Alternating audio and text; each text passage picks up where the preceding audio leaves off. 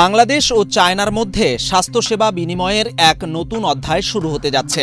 এতে বাংলাদেশের রোগীদের জন্য চায়নার উন্নত প্রযুক্তি নির্ভর চিকিৎসা সেবা গ্রহণের ক্ষেত্র আরও সহজ ও সাশ্রয়ী হবে।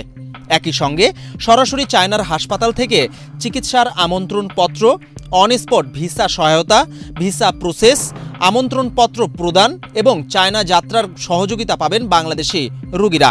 এরই ধারাবাহিকতায় আগামী ৮ আগস্ট সকাল ১০টায় রাজধানীর হোটেল সারিনায় অনুষ্ঠিত হতে যাচ্ছে নি হাও চীনা বাংলাদেশ স্বাস্থ্য ও চিকিৎসা উন্নয়ন প্রদর্শনী।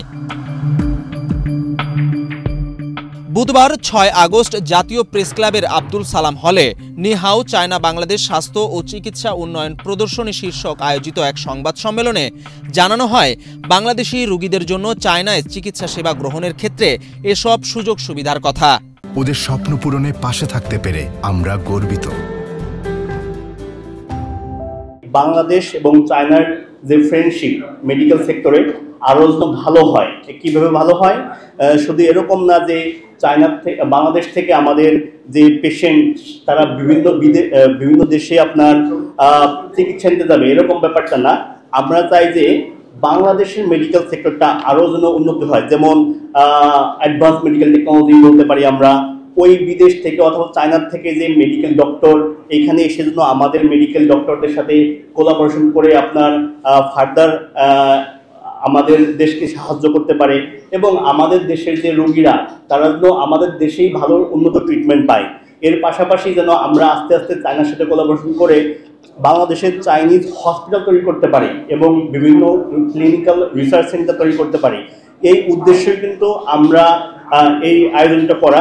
Belt and road health care centre বাংলাদেশের আয়োজনে এই প্রদর্শনীতে সম্মিলিতভাবে সহযোগিতা করবে Chinese medical alumni association of Bangladesh, China Bangladesh post graduate doctors alumni association এবং আমরা নারী নামের ৩টি সংগঠন। আয়োজকরা জানিয়েছেন, প্রদর্শনীতে চিকিৎসার মানভেদে এর মূল্য নির্ধারণ করতে পারবেন রোগী ও তার স্বজনরা। এখানে অ্যাকচুয়ালি কস্ট ডিপেন্ড করে আপনি কোন ধরনের ট্রিটমেন্ট নিচ্ছেন। আপনি যদি অনেক অ্যাডভান্স ট্রিটমেন্ট নেন সেক্ষেত্রে আপনার তো অবশ্যই অ্যাডভান্স পেমেন্ট করতে হবে, বেশি পেমেন্ট করতে হবে। যেমন আমাদের দেশেই আছে অনেক ক্যাটাগরি হসপিটাল আছে, যেমন আমি যদি এক্সাম্পল দিই, স্কোয়ার বলেন, ইউনাইটেড বলেন অথবা এভার কেয়ার বলেন, তাদের কস্টটা কিন্তু বাইরের দেশ থেকে হয়তো বা কম না, কিন্তু তাদের কোয়ালিটি কিন্তু অনেক ভালো। তো চায়নাতেও একই রকম যে আপনার ট্রিটমেন্টের কস্ট ডিপেন্ড করে কোয়ালিটির উপরে। বাট আমার যেটা মনে হচ্ছে, রিসেন্ট যেহেতু অনেক বাংলাদেশি পেশেন্ট চায়নাতে যাচ্ছে চিকিৎসা নিতে, তবে আমি তাদের সাথে কথা বলে যেটা বুঝতে পেরেছি, কস্টটা হয়তো বা অনেক বেশি হয় না ইন অ্যাভারেজ, বাট যার ট্রিটমেন্ট অথবা ফিডব্যাকটা পাচ্ছে খুবই ভালো ফিডব্যাক পাচ্ছে। এছাড়াও আয়োজকদের দাবি, গত বছরের শেষের দিকে তারা বাংলাদেশ চায়না চিকিৎসা ক্ষেত্রে জোর দিয়ে কাজ করে যাচ্ছে, যার ফলাফল অনেকটাই সন্তুষ্টজনক। বলতে পারি যে গত ডিসেম্বর থেকে চায়নার মেডিকেল ট্যুরিজমটা অথবা এই মেডিকেল এক্সচেঞ্জটা শুরু হয়েছে এবং তার পরবর্তীতে আপনার ফলো আপে মার্চে মনে হয় একটা টিম গিয়েছিল, সেটা আমরাই নিয়ে গেছিলাম কুনমিং সিটিতে। ওইখানে গিয়ে আমাদের কিছু পেশেন্ট, কিছু মেডিকেল ট্যুরিজম আমাদের ব্রাদার্স এবং কিছু ডক্টর গিয়েছিলেন, তাদের ফিডব্যাকটা খুব ভালো ছিল।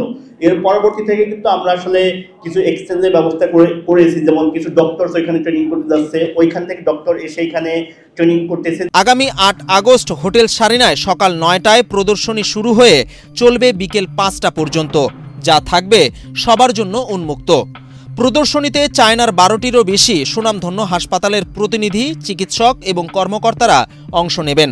হাসপাতালগুলোর মধ্যে রয়েছে চীনের বো ইলিং ফুসুন হেলথ ও Shenzhen Hengsheng, Foshan Fosun Chancheng, ওয়াংজু ফুসুন চানজেং, ওয়াংজু শেং মেই, ওয়াংজু Fuda cancer, Kunming Tongren modern cancer ও ওয়াংজু সিংমে হাসপাতাল উল্লেখযোগ্য। বিজন কুমার, বাংলাদেশ প্রতিদিন।